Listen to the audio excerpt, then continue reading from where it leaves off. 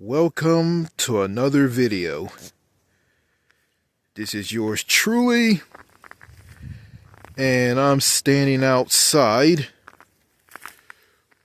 of my home. It is frigid, brisk, cold outside. Arctic blast cold. And this is not New England, this is not Canada, and this is not Greenland.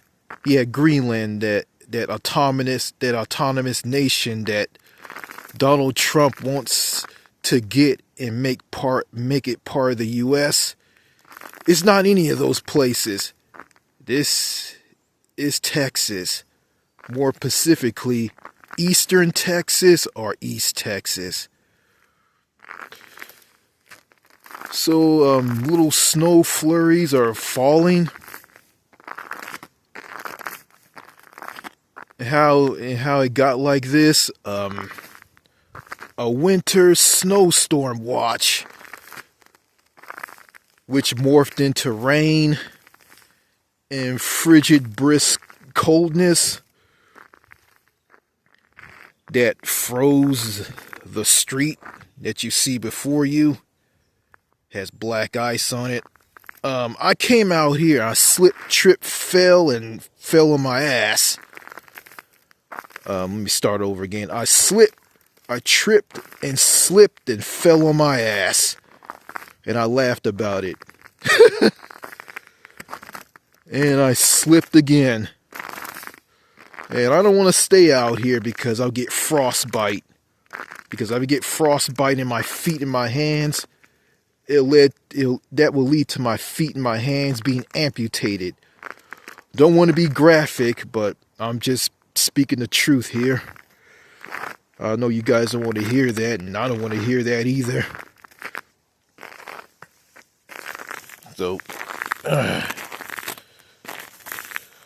So, before I get into this video, whoa, oh shit! almost slipped. Well, I slipped a little bit. Almost slipped and fell. Whoa! So I better slow down here. Okay. Before I get into this video, I want to give a shout out to my long lost friend here on YouTube, Captain Brandon Horror Lover, or Brandon Middleton, and his phone buddy, Jennifer, Creation with Jennifer, whatever her name is, who subs to this channel. I want to give a shout out to both of them. Yeah, I want to give a shout out to that woman who lives in the southeast, the southeastern part of the U.S. So I didn't want to I didn't want to chew her out in the comments. I wasn't angry. Well, it was over something. Well, I wasn't mad or anything, and I didn't chew her out. It was over something I said in the video, but I'm just gonna leave that alone and just move on. Yeah, that's what you get when you're being held down and kept away. Yeah, I guess people who are lonely, who are kept away and isolated from everybody, are viewed as dangerous, and I'm probably dangerous. And I'm not dangerous. I just need to be around a lot of people who are friendly, warm, down to earth, respectful, give me a chance to grow and be a better person. So there. Okay, enough of that. Let me get into this video. And I hope I don't slip and fall when I get back in my house to keep warm. And I'm feeling the little frostbite getting into my hands. All right. On to the video. Feet, don't fail me now. Don't slip and fall. Oh, shit.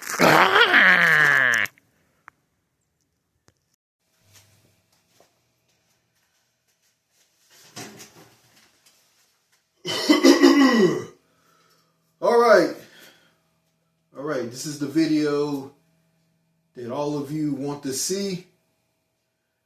As you can see here, I'm doing this video in the kitchen of my home. I'm wearing sunglasses to protect my eyes from the light on my smartphone, which I have on to help me do this video. So I'm doing this video in the kitchen of my home. I know it's kind of odd of all of you, but I just find it a good place to do a video at. So anyway, let me get right down to it. Okay, you saw the title of this video. So it's like this. That's right. Before I start talking, I almost went to jail. I almost went to prison. I almost became jailbait. Yeah, washing myself in the shower room with the other prisoners. Don't drop the soap. If you drop the soap, you'll get anally raped. And you get beaten to death by other prisoners, inmates, and left to suffer and die at the hands of jailers. Yeah, prisons in America are terrible. Prisons in the United States are horrible hellholes.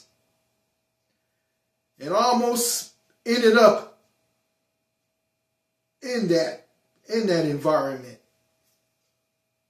And I'll tell you why I almost ended up in that environment. Well, it was like this. I was on the computer. I was on my desktop computer, searching around, not online, but looking for files, movies, music that I have stored on the hard drive of my desktop computer. In computers of today don't have hard drives, and they don't. So I got a good functioning computer that has a lot of updates on it that can handle today's apps and technology and whatnot. Well, anyway, when I was diddling and daddling around, as I was diddling and daddling on my desktop computer, my smartphone starts to ring. My smartphone was ringing. I looked at the display on my smartphone to see who was calling me, and it was my father. So I hit answer on the touchscreen interface of my smartphone, took the smartphone and held it up to my left ear or right ear, like so. I said, "Hello." And my dad tells me on the end of the line that my sister got a package. She got a package in the mail. And the package was on the front doorstep of my house. Yeah, sometimes my sister gets mail from my home because because everything isn't addressed to her house. Some of the things are, some of the things aren't. Well, anyway, my dad tells me a package was put on the doorstep of the front doorstep of my house. It was addressed to my sister. And he said that it was missing and told me someone took a picture of me, I guess, still in the package, but he just said someone took a picture He didn't say who took a picture of the package or someone taking it. So he was basically interrogating. He started to interrogate me on the phone because he thinks that I'm the one that stole the package. And I told him I didn't take the package. So he hung up and called me again and told me about the package was missing. Are you hiding a package? Are you hiding it? And I said, I didn't hide the package. Now, if I got some mail that was addressed to my sister or my parents to my house, I would keep it in the house. Or as my sister, if some mail and a package comes to my house by a postal worker or a FedEx or UPS, I will take this stuff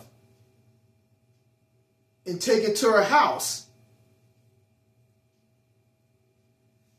But my dad accused me of, well, he views me as like I took my sister's package that was on the front doorstep of my house. I took it and hid it. Just hid it just hid it from her. And my dad told me, if you do something like this, that's a federal offense of stealing someone's mail, and you'll be arrested and sent to prison. And I told him I did not take the package. I hung up. He calls again. He tells me this, okay, one last time. Did you take the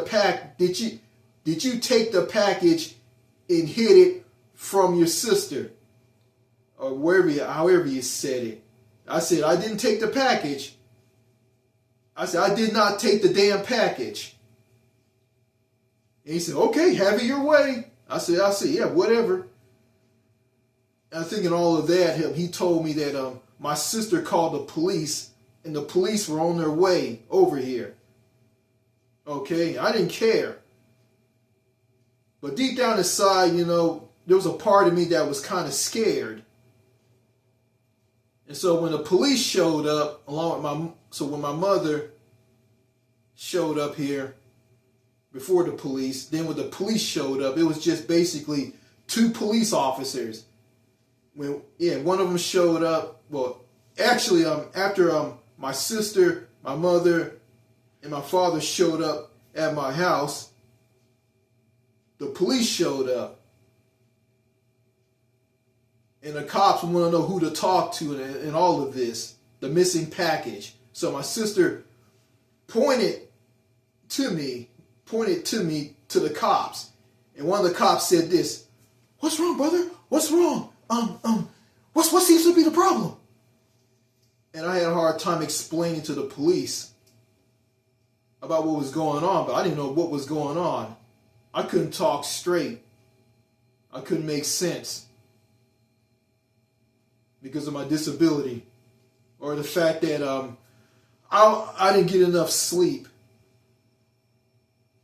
And if you don't get enough sleep, you'll start to forget things and start to lose your train of thought when you talk. And I didn't get enough sleep, so I'm gonna get plenty of sleep after I get done making this video. Actually, it's after it's before 6 p.m. So anyway, after the police showed up, and one of the police officers, it was like two cops. One of them asked me this, "What's the problem, brother? What's the problem? What's going on?" And I did the best I can to explain to them. Well, I don't know. My dad calls me and tells me that the package that my sister received in the mail was mysteriously stolen, and I was accused of hiding a package from my sister, I guess from my dad. Well, anyway, everybody went to the monitor for the for the security cameras that were around the house to see what happened. Okay, I had to stay in there because I'm a potential suspect. Okay, as we all standing in there, as we all standing in the room.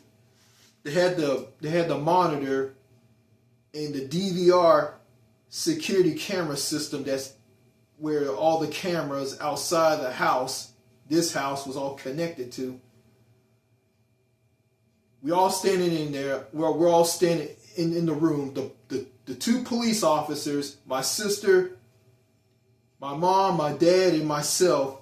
As we all stood in there, we all saw the footage. My dad looks at me with a look of disgust, like I did something wrong, which I did nothing wrong because, I didn't do anything wrong, and I was just telling the truth. And when we asked for the, when my sister asked me what the code to the security camera system was, I told her I didn't know.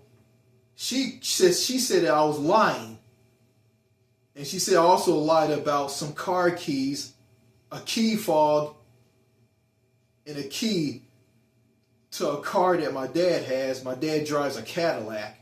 My dad owns a Cadillac, a 2002 Cadillac DeVille. Okay.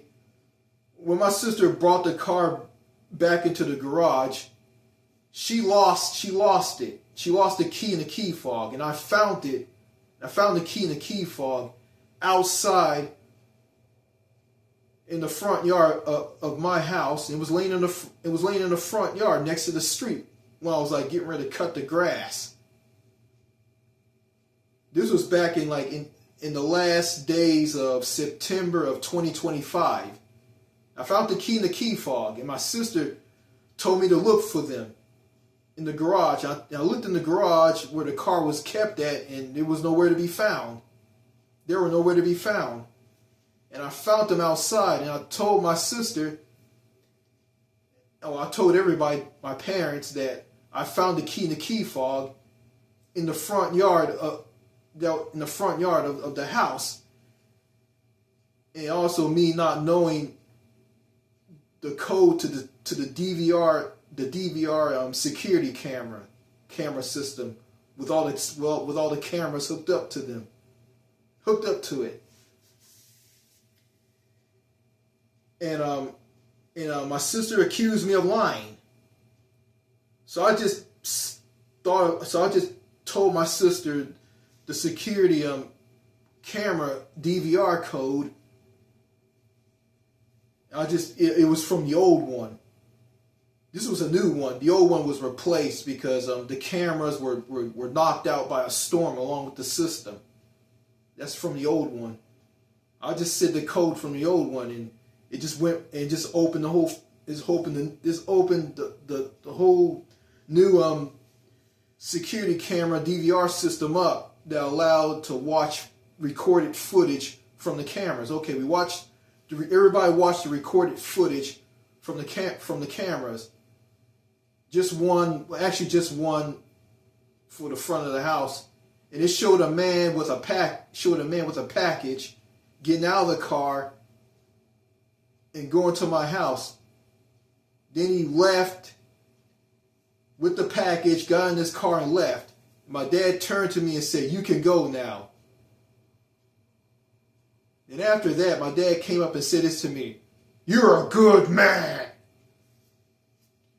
And I was infuriated in all of this. I wasn't angry. I wasn't angry. I was just disgusted. Just seeing that, what people with disabilities go through when they're accused of a crime and they don't understand or if they commit a crime, they don't understand the crime that they committed, and they end up in prisons and they get treated like dirt in prison, which is disgusting. And that's the whole entire system here in the U.S. So this whole thing, come to find out, it was the guy who delivered the package. he took a picture of the package after he placed it on the front doorstep of my home. Then after that, after he took a picture of the package, after he placed it on the front doorstep, he took it off of the front doorstep, got in his car and left. And I was accused of lying by my sister over the key in the key fob to my dad's Cadillac. And why did I found the key in the key fob to my dad's Cadillac in the front yard of my home? Because my sister dropped it out of her purse when she was getting in her car and leaving. And I told her and my parents where the key in the key fob was found at. And my sister accused me of lying. Said I was lying. I lie about everything. I'm a liar.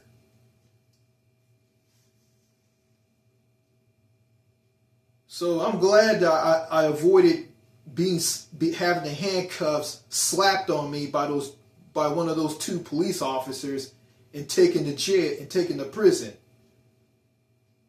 And I remember my dad told me, if you end up in prison, I'm gonna let you stay in there. And he told me that because the things I did in the past, a long time ago, long time ago. Yeah, I was a troublemaker. I got in all kinds of trouble because I had learning issues and low self-esteem. And I was going to end up in prison, and I was. And over something that I didn't do, a missing package that was addressed to my sister. I hope I explained this to all of you the correct way. I hope I was making sense in this video. I hope I wasn't all over the place. If I was, then this video will bomb. So anyway, I avoided jail time. And in the future, I probably almost will be ended up in prison, or probably be arrested and ended up being taken to prison for a crime I didn't commit, or a crime I had no idea that was illegal. Okay, I'm doing something that's illegal, and I have no idea what I'm doing is illegal. So, just want to tell all of you this. You know, I know there's some people out there who are viewing this video, and they probably will say this: "Oh, you belong in prison. You belong in jail. You should be locked up. You should be punished. You should be put to death and get life. You should be put to death on death row, or get life in prison. And if you do the crime, you do the time. I have no sympathy for you. You should suffer behind bars." Yeah. Yeah, the United States of America is just a country that's all about punishment and making people suffer in jail cells / prisons all over the country. America is all about punishment. It's not about social or human connection. It's not about connecting with others. It's not about forming friendships. It's not about building someone up and letting them succeed. It's all about punishment. It's all about only the strong survives. Every man for himself. And if you can't keep up with everybody in the work environment, in the workplace, at a job, are through defense driving school, if you've taken defense driving school for a traffic violation that you committed. If you can't keep up, then you deserve to be behind bars. You deserve to live out in the streets and live in poverty and freeze to death, starve to death, and die. Yeah, just go out on the streets and die. We don't care about you. You gotta be tough in America. You gotta be super tough. You gotta be smart and strong. And only the strong survive. You gotta be Mighty Mouse. You gotta have your head up, held up high. You gotta run around and act like your doesn't stink. You gotta be better than everybody. But if you have a disability, or if you are dirt poor, you live in a ghetto, and you're super, super poor, and you're struggling, and you can't keep up, well, that's you. Go ahead and die. We don't care about you. Yeah. And also in a country that's slipping, also from a country that's slipping into authoritarianism by a president who's fat and orange. Yeah.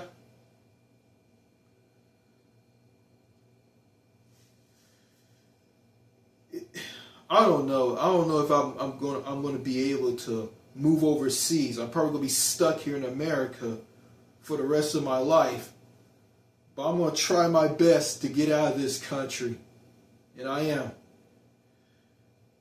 So that's my little story of me almost ending up behind bars over a package that ended up missing.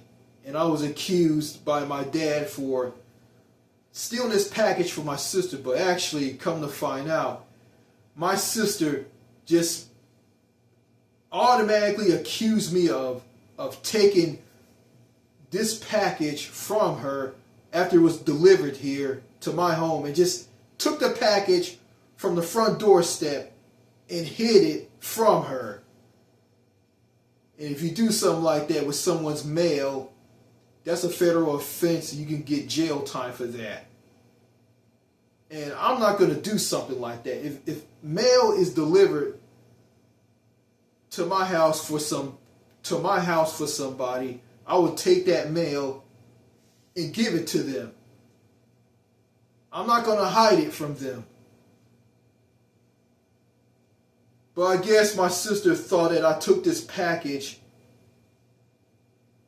for her and hid it from her because I was quote unquote acting out because I have a learning disability, and people with learning disabilities, learning indifferences, were prone to acting out and do all kinds of things that will get them in trouble, beating people up / assaulting somebody, destroying property, going crazy, hooping and hollering and yelling and going nuts, and being put down by police with the squeezing of a trigger from a gun if that individual with learning differences or autism or Asperger's decide to attack a police officer. That cop will pull out a gun and shoot and kill that person. Bang, bang, bang! Dead. Dead. You know, it's disgusting of how people with disabilities are treated here in the U.S. Ableism. Having a non-disabled person speaking for them and doing things for them behind their back without their knowledge. And it's all labeled as everybody in America has freedom. Freedom. People in America who are dirt poor and don't have anything, and people with disabilities don't have a lot of freedom. They have less freedom. And the only people in America or the United States who have a lot of freedom is people who are wealthy, people who are rich, people who have a lot of money. People who have a lot of money. Millionaires and billionaires. Those are the people who have so much freedom. They have a lot of freedom on their hands. A person who's dirt poor or someone who's special needs don't have any freedom whatsoever.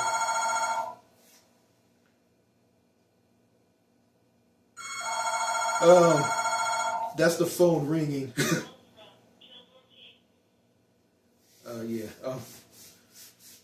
Anyway, people who have a lot of money, people who are wealthy and who have a lot of power in the United States, they have a lot of freedom. Someone who's dirt poor and have nothing, someone who's disabled, special needs, don't have any freedom whatsoever. And they don't. So, that's all I gotta say in this video. Cheers, au revoir. Merci beaucoup. Thank you for watching.